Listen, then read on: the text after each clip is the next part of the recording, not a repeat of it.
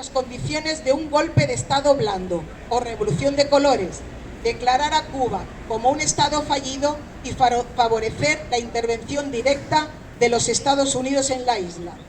Cuba siempre ha manifestado su respeto por los pueblos del mundo, su solidaridad con ellos, y ha defendido la paz, y sería de justicia que nosotros pidiéramos lo mismo para ella, que cese el bloqueo, las agressiones i les ingerències contra Cuba.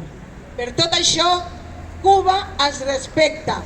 Aquest és el crit amb què defensem Cuba, junt a d'altres moviments de l'Estat i d'arreu del món, convidem a la solidaritat activa amb Cuba. En aquests greus moments en què s'està duent a terme un nou atac a la seva sobirania, aprofitant el complicat moment econòmic que està vivint la seva població.